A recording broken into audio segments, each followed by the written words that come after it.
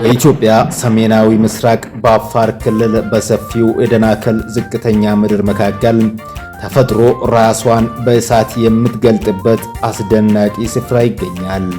ይህም ኤርታሌ ተብሎ ይጠራል። የሚያጨስ ተራራ እንደማለት ነው ትርጉሙ በአፋርኛም።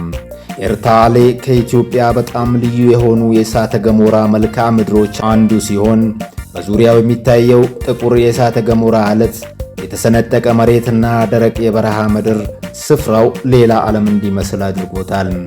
ኤርታሌን ከሌሎች እሳተ ገሞራዎች ልዩ የሚያደርገው በእሳተ ገሞራ ውስጥ የሚታየው የላቫ እንቅስቃሴ ነው። በተለይ ምድር የሌሊቱን ጨለማ ስትለብስ የላቫው ቀይና ብርቱካናማ ብርሃን በጥቁሩ የእሳተ ገሞራ አለት መካከል እጅግ ፈክቶና ደምቆ ከሩቅ ይጣራል። ያን ጊዜ ኤርታሌ እሳት የሚተነፍስ ሕያው ፍጡር ይመስላል። ነገር ግን የኤርታሌ ታሪክ ስለ እሳት ብቻ አይደለም። ይህ ስፍራ የምድርን ውስጣዊ ኃይል ለመረዳት ከሚያስችሉ ልዩ የጂኦሎጂ አካባቢዎች አንዱ ነው። በአካባቢው የምድር ንጣፍ በመለያየት ላይ መሆኑ የእሳተ ገሞራ እንቅስቃሴውን እንዲቀጥል አድርጎታል።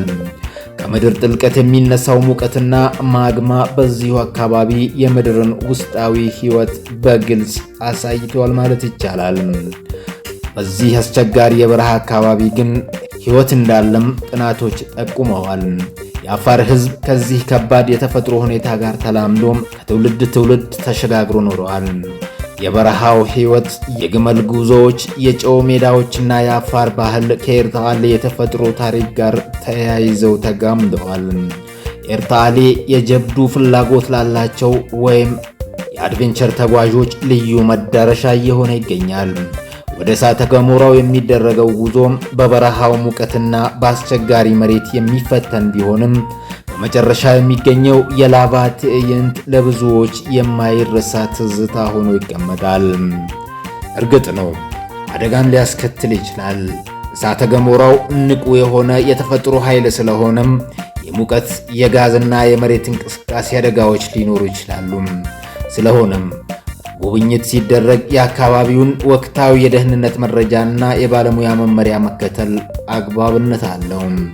በመጨረሻም ኤርታሌ ከአንድ እሳተ ገሞራ በላይ ነው። የምድር ጥንታዊ ታሪክን፣ የተፈጥሮን ኃይል፣ የአፋርን ባህልና የኢትዮጵያን ልዩ የተፈጥሮ ውበት በአንድ ስፍራ የሚያገናኝ የምድር ምስጢር ነው።